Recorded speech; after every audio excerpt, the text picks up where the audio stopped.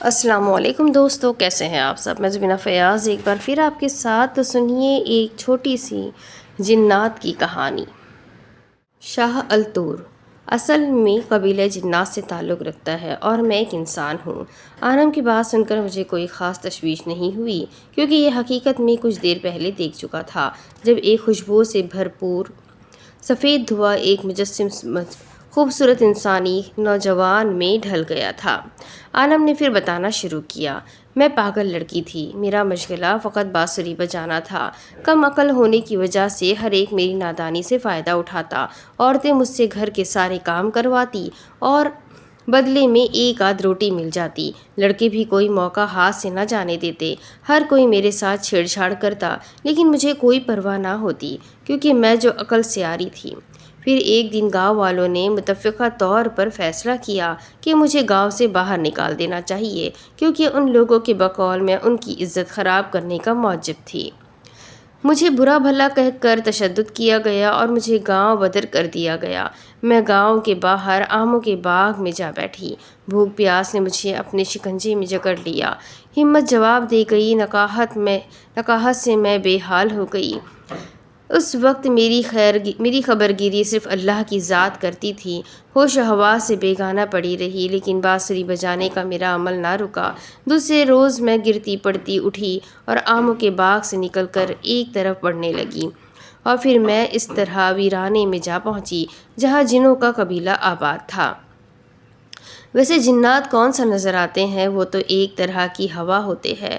بس ایک درخت سے ٹیک لگا کر بیٹھ گئی۔ شام ڈھلنے والی تھی، پھر آہستہ آہستہ رات نے بھی اپنے پنجے گاڑنے شروع کر دیے۔ اب روشنیاں بھی ظاہر ہو گئی۔ یہ جنات کے مکان تھے۔ جس درخت کے نیچے میں ٹیک لگائے بیٹھی تھی، اس پر ایک جن بیٹھا تھا۔ وہ قبیلے کا سردار تھا۔ کچھ دن بعد اس کی بیٹی کی شادی تھی۔ وہ شادی میں کسی ایسی ساز کی تلاش میں تھا جسے سن کر سب مبہوت رہ جائے۔ اس نے جب مجھے بانسری بجاتے سنا تو اس کی تلاش مجھ پر ختم ہو گئی۔ اسے میرا بانسری بجانا بہت پسند آیا۔ وہ درخت سے اترا اور چلتا ہوا میری طرف آیا۔ میں اس کے وجود سے بے خبر تھی کہ پھر اچانک مجھے اپنے قریب دلکش مسحور کن خوشبو محسوس ہوئی، جسے سونگھتے ہی میں ہوش کی دنیا سے بیگانی ہوتی چلی گئی۔ وہ مجھے اٹھا کر اپنے قبیلے میں لے گیا۔ ہوش میں آئی تو جنوں کی یہ دنیا بھی مجھے اپنی ہی دنیا کی طرح لگی۔ میں نے یہاں بھی اپنا مشغلہ نہ چھوڑا۔ بانسری میرے ہاتھ میں تھی، میں نے منہ سے لگایا اور ساز بکھیرنا شروع کر دیا۔ آج اس جن کی بیٹی کی شادی تھی اور مجھ سے کیا کام لیا جا رہا تھا۔ میں تمام حالات اور واقعات سے بے نیاز تھی، بس اپنی ہی دنیا میں مست تھی۔ شادی میں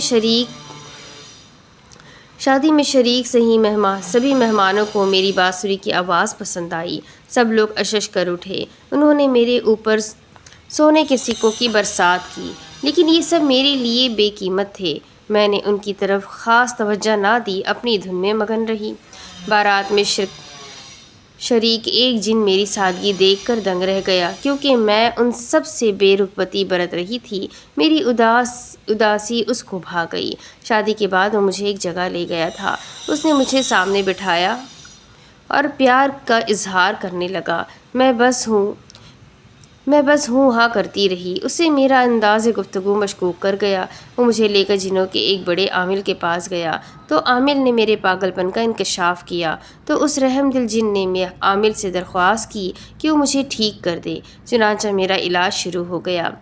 میں رفتہ رفتہ ٹھیک ہونے لگی۔ جب میں مکمل صحت یاب ہو چکی تو مجھے خبر ہوئی کہ میں انسانوں کے درمیان نہیں ہوں، بلکہ جنوں کی دنیا میں ہوں، اور ایک رحم دل جن نے میرا علاج کرایا ہے، اور مجھ دکھیاری پر رحم کھاتے ہوئے جس نے علاج کرایا ہے وہ ندیم ہے۔ اس نے مجھے ایک جگہ چھپا کر رکھا ہوا تھا، اور میری ذات کا علم اسے یا علاج کرنے والے عامل جن کو تھا۔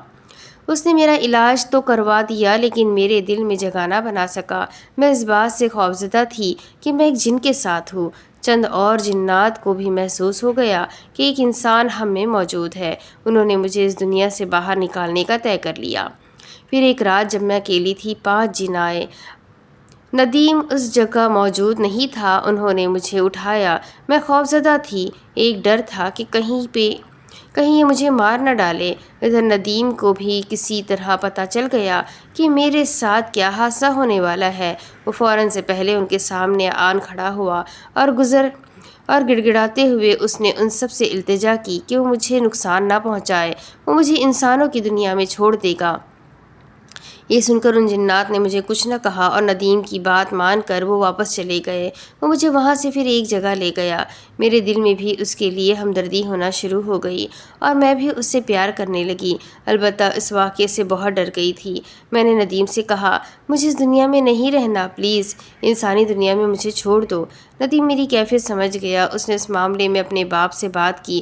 اسے امید تھی کہ شاید اس کا باپ اس کی مدد کرے گا اور ہم دونوں کی شادی کروائے گا، مگر اس کے باپ نے اس ڈر سے کہ کہیں کوئی انہونی نہ ہو جائے سیدھا بڑے سردار کے پاس گیا اور سب کچھ بتا دیا۔ یہ سن کر سردار بہت برہم ہوا کہ ایک انسان اور ایک جن کا ملاپ ممکن نہیں، کیونکہ آگے نسل کا معاملہ درپیش ہوگا۔ اور پھر سردار جن نے ندیم کے باپ کو سخت الفاظ میں تنبیہ کی، ندیم مجھ کو چھوڑ دے۔ مگر ندیم نے سردار کی بات ماننے سے انکار کر دیا اور سرِ عام سب کے سامنے کہا کہ میں اس لڑکی آنم سے ہی شادی کروں گا۔ ندیم کی بات سن کر سب میں اشتعال پھیل گیا اور پھر ہم دونوں کو جیل میں ڈال دیا گیا اور بہت سخت اور کڑی سزائیں دینا شروع کر دی۔ ندیم کی محبت پاکیزہ اور حقیقی تھی۔ وہ اپنی ضد پر اڑا رہا، لاکھ جتن کے بعد وہ ہمیں جدا نہ کر سکے۔ ایک رات وہ جن جو مجھے اپنی بیٹی کی شادی پر بانسری بجانے کے لیے اپنے گھر لے گیا تھا، وہ اس جگہ آ پہنچا۔ اس نے ہم کو جیل سے فرار کروا کر ایک خفیہ مقام پر پہنچا دیا اور کہا کہ صبح ہوتے ہی اس دنیا سے بہت دور نکل جاؤ، ورنہ وہ تمہیں مار ڈالیں گے۔ ہم دونوں علیہ الصبح وہاں سے فرار ہو گئے۔ جب سردار کو علم ہوا تو اس نے ہمیں بہت تلاش کروایا، مگر ہم اس دنیا میں چلے آئے۔ وہ رحم دل جن جس نے ہمیں جیل سے فرار کرایا تھا، اس نے عامل جن سے التجا کر کے ہمارے گرد ایک مضبوط حصار قائم کر دیا ہے، جس کی وجہ سے میں اور ندیم جنات کی نظر سے پوشیدہ ہے، مگر ابھی بھی وہ ہماری کھوج میں ہے۔ میں خداوند سے ہر روز دعا کرتی ہوں کہ وہ کبھی اپنے مقصد میں کامیاب نہ ہو سکے، کیونکہ اگر انہوں نے ہمیں ڈھونڈ لیا تو وہ ندیم کو پکڑ کر لے جائیں گے۔ مصنف اقبال کا سب قارئین کو شکریہ۔